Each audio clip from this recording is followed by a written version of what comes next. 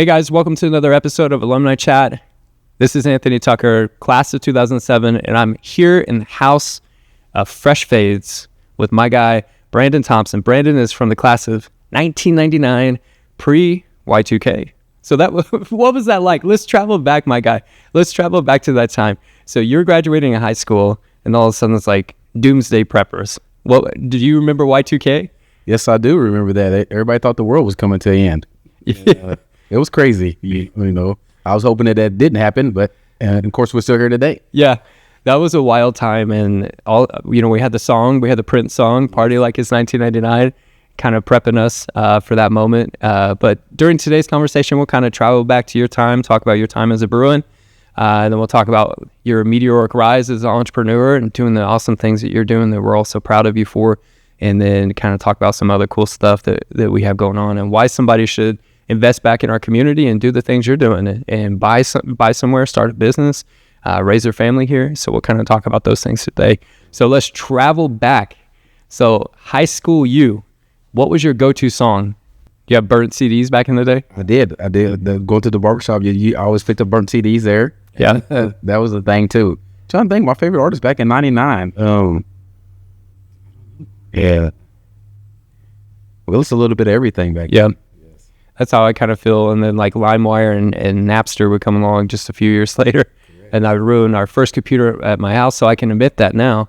20 some years later, the mom and dad, I did ruin the computer with LimeWire. It was not a Cisco song that I downloaded. It was something else, and it was a virus. So remember old Cisco, dude? His hair was just like blonde hair. Oh, it's sometimes like straight silver. Yeah. It just looked like a liquid metal or something. So what car did you drive in high school? I had a Camaro. Manufacturer was a 95 Camaro blue. Yeah. Put some neon lights underneath it. Ooh. Thought that was cool. Boy. Who was the most inspirational teacher or coach for you during your time at Barswell High? I had to say Coach Mez. Mez was a good coach. He was also my Woodside teacher at 7th grade, I think, at Central. Uh-huh. And then also became my wrestling coach. Yeah. He's cool, dude. He was a tough dude, too. But he was consistent. He was. He's right. Still today. Yeah, still today. I could still hear his voice. So what all did you partake in, like activities-wise? I was in football, 9th and 10th, and then my brother was always late to pick me up, and I was hanging around the high school, and I think Coach Mez was like, "Hey, Brandon, you need to become a wrestler. You got the shape for it." Yep. And that's what inspired me into doing wrestling. What was your weight class? 157. Yeah. And how did you cut weight? Did you carry the bottle around? Running around and sweaty, turn on the heat in the gym and sweating it out. Yeah. Yes. But I was always pretty good with my weight. I didn't cut too much. Yeah. What were the football Bruins like during that time? They were good. We enjoyed going to the game. I think, so that was 99. I was 19. I'm trying to think it was about that. I think that was Shanton and Sean Tate. Mm-hmm. They were like seniors. So we had a good team back then. The high school was really full where everybody enjoyed. Then we also enjoyed going to the canteen after the game. Yeah. Yes, the canteen. That was a hopping spot for us young men. Yeah. And little kids today, like they don't understand like how cool it was to go to the canteen. Like we were talking about off camera, like Central Middle School days and like Gerald Thompson. And I remember going there and like Mr. Sears having to cut off certain songs. Like he'd be like, whoa, we're not doing this right now. So bless them. Now as adults, we know like how difficult that had to be for them. Like they worked all day, and now that we're there, like being crazy because we're having a good time, and they're tired. So exactly, we do. We understand now. We understand. So during high school, who were some of your best friends that you kind of hung out with? I hung around with my cousin John Thompson, Tyler Warden, Adam Tingler. I'm trying to think. Ruth Proctor, we hung out. Zach Willis, Ken Myers. Okay. We all hung out together. Marcus Johnson, he's still a good friend today. He's still around Bartersville. But yeah, we had great times. Is there a favorite memory that comes to mind? Favorite memory. Yeah, we had so many of them. Just hanging out with it and keeping each other company. Yeah. Fellowshipping with one another. Yeah. Had great times. And we didn't need a cell phone to keep up with each other. We didn't. We just knew where we was going to be at on Friday night at 10 o'clock. Exactly. You said you're going to be somewhere. You're going to be there. So elementary school-wise, where'd you go? Oh, well, I bounced around to a couple schools. We went to Jane Phillips. I went to Wilson. I went to Kane. those are about the three schools. I ended up finishing at Kane, and then we went right to Central. Yeah, it's kind of a cool little tight knit where you go Kane, Central, high school. Yeah. Well, back then we had a mid-high. Mid-high. Yes. There was a place that used to be Sooner High that became Mid-High that is now Madison Middle School. Exactly. It has more identities than it knows. I still call it mid-high. I mean, Yeah. it's hard to call it Madison. Yeah, so I was seeing Mr. Langham the other day, who was assistant principal when I was at the Mid-High, and he's at the district now, and he'll come by the high school sometimes. And I'm just like, bless you, because I was just like running out the door. I was like, they can't keep up with all of us. We were hopping in the car because I turned 16 like that September of sophomore year. And I was like, they can't keep up with all of us. So so what happened after high school? Kind of what was your path after that?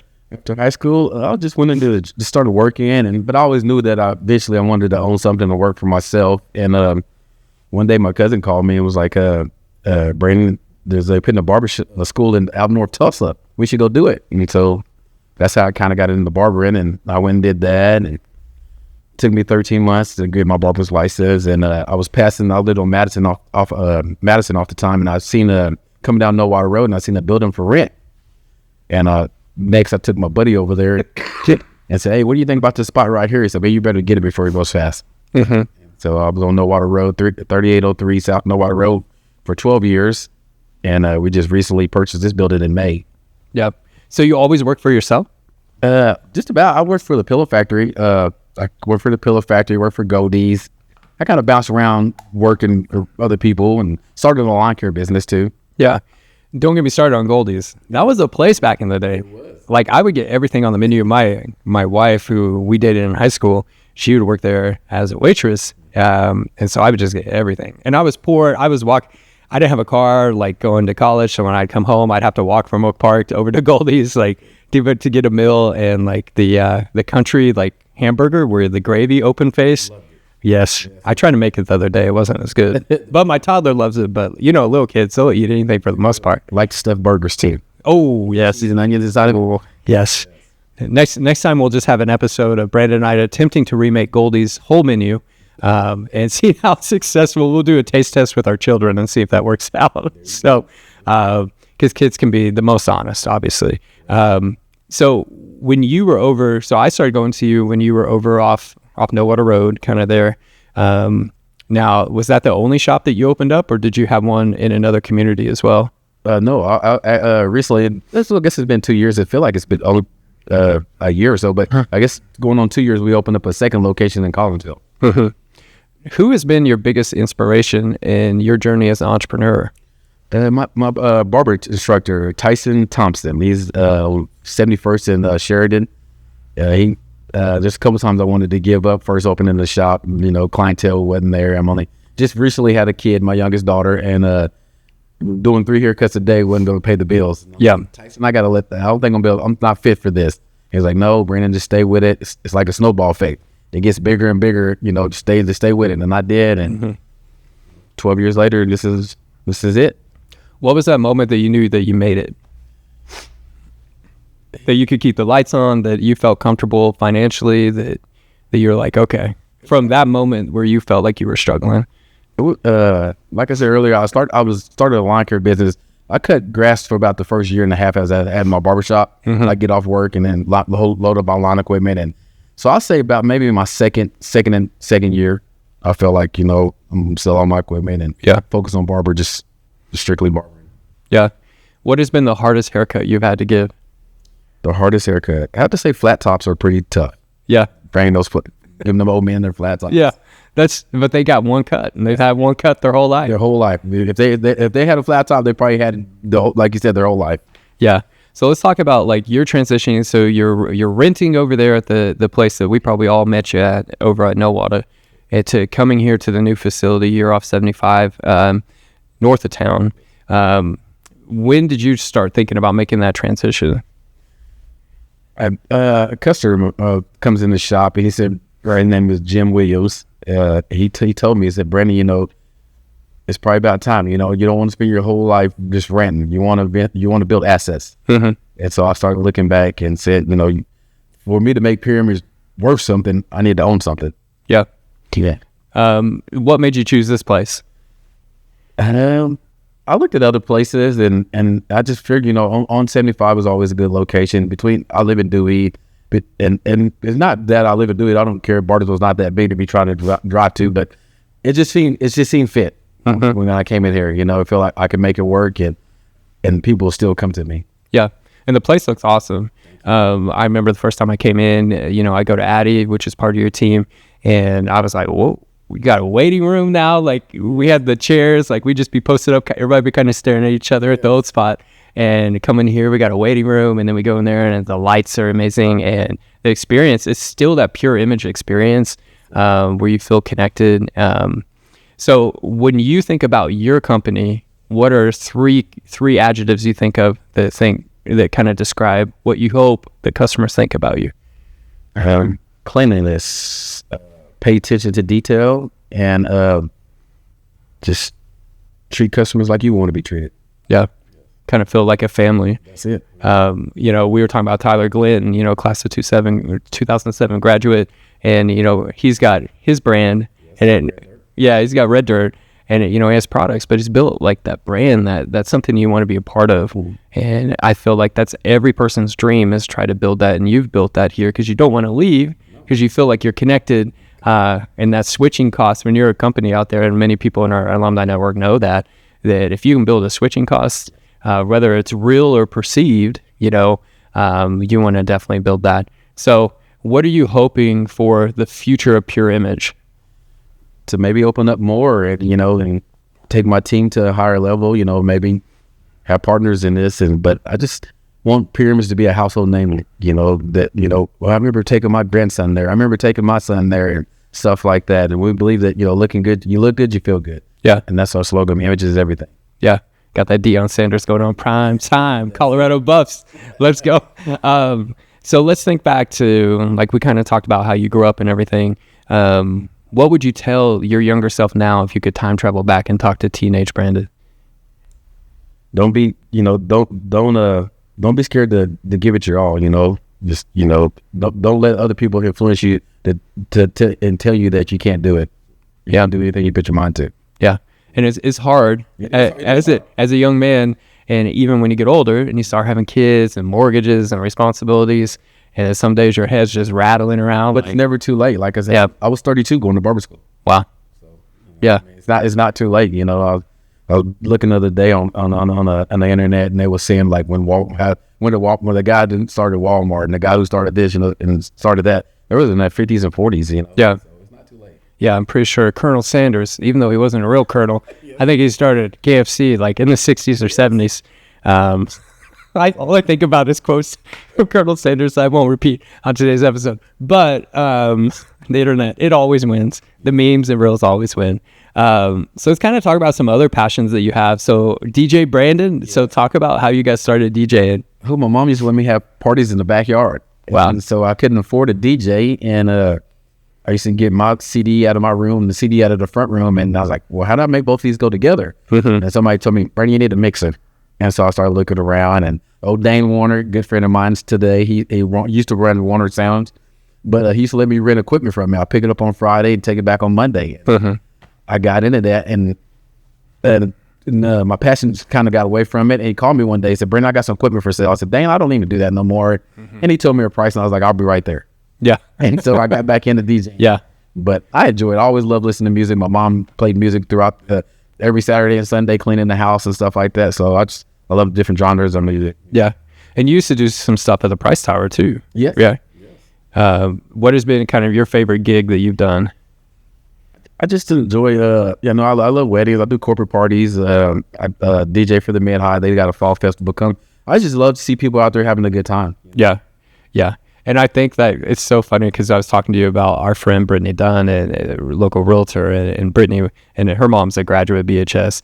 But I was thinking about the adult talent show. We got that coming up. Got that coming up. I want to go watch, but I don't know if I'll partake in it. Like, I don't know if I can put myself back up there. I remember Westside Community Center, like Morris McCorvey would take us up to the community center, and then we'd have like a competition every summer and compete. And like and I do stuff all the time, like on TV and stuff, but like I was so less bashful back then. I was like, all right, let's go. Like, we competing against everybody at the club, you know? So kind of think about, our alumni network out there that's not living in, in our community. What are some things that have changed within the past 5-10 years that have really kind of advanced Bartlesville forward? What have advanced us? I think just our school system. I mean, I think it's getting bigger, way different than when we was there. Mm-hmm. Like I said, adding the 9th, 10th grade over to the high school, that had to be a good move. And, we're pouring more into it. If we just can get the right athletes here. Yeah. We can make something happen. Yeah. Yeah. Cause, my buddy, Chris Batchelor, he was saying on the pod the other day on Tailgate Talk, he was like 2-8 make state. They make state. They were 3-7. And the Bruins, for the first time in the history of being Bruins since '82, they have made state 3 years in a row. That's the first time ever. Now things are a little bit different. 6 out of 8 teams in your district make state. It's not like the top 4 back like it used to be. And the 6A split now, so you're not getting the gauntlet of Jinx and Broken Arrow and Union and all those big dogs. But there's still teams you got to compete against, and I think that has been good because we've come together. Everybody's on connected campus, and like basketball, we got Coach Tommy DeSalm back from class of '91, 2-time state champ. We got a Bruin leading the Bruins. Like, we're starting to build back up, but it takes a village.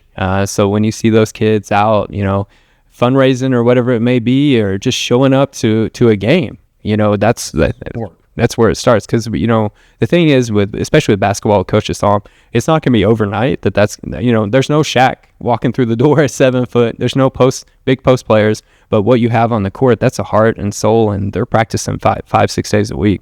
And that's kind of like being in business. Like, sometimes you're gonna look back and be like, well, I wish I would have done things a little bit differently, retrospectively. But you kind of have to go through those ups and downs. Okay, give me somewhere that you have to eat if alumni come back and they're only in town for the weekend. Where do they have to eat? What's Brandon's spot that you recommend? I like Franklin Lola's. Franklin Lola's? Dinks. Grew up on the west side, so everybody's got to go back to Murphy's. Yes. Hot hamburger. Yeah, gravy overall. That's it. Yeah, I made hot hamburgers the other day with the white gravy. Yes. So that was kind of good because I was there filming for a homecoming, and they had a big pot of white gravy in the back. Because we did that shot where they're like pouring the black gravy all over. Okay. And I was like, oh, what's back there? And so then I made it at home the other day. And then some of the grease leaked in the oven and smoked out the house. That was right before the football game the other day. So if I smelled at the game, that is why. It's not the organic deodorant my wife has decided we must all wear. It is the smoke from trying to make hot hamburgers. So what would be your one recommendation for the class of 2025 that's graduating now? Maybe somebody doesn't know what they want to do. Kind of like you started, like you said, 32, went back to barber school. Like, even with kids sitting in my chair, I tell them, if college is not for you right now, then don't go and waste your parents' money, because the parents is only going to probably pay for college one time, and they hate to see you party it away. A Votech, we always can use electricians. We always can use a plumber or something like that. But, if you're not ready, just don't go, and focus on something that you do like to do, and maybe you be a successful business owner right here in town. Yeah, and that's okay if you don't go. Yes. We need those. Yes, and it's not a linear path of success. No matter which path you go, right? Like we were talking about earlier, there's going to be bumps in the road, and times where, like you're saying, you're cutting grass and you're doing something else, and then you make it where it's like, I can get rid of that side hustle and I can focus on my main hustle. Yes. And something also I saw last time I was here when I was getting my haircut. So I saw a new barber. Yes. So you're starting to grow. Correct. Yeah. We're full house now.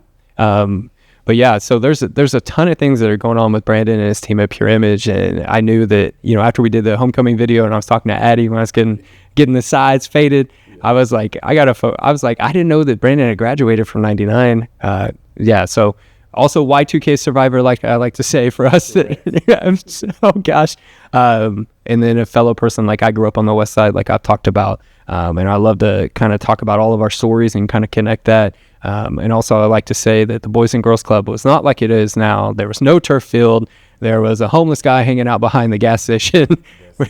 And there was rocks when Tyler and I started playing Boys and Girls Club flag football, like in second grade. With my dad over there with some dip in his mouth, being like, all right, let's run this play. Let's run this sweep. It'll be all right. So, but those all kind of shape you. And dude, you're doing so awesome. And I'm so glad that we can talk to you today. And we look forward to your continued growth. And yeah, we'll catch up with you again. All right. I appreciate you. Thank everybody for the support. Awesome. Well, thanks for joining us today on Alumni Chat. Another episode will be coming your way soon. Let's go Bruins. Let's go. Awesome.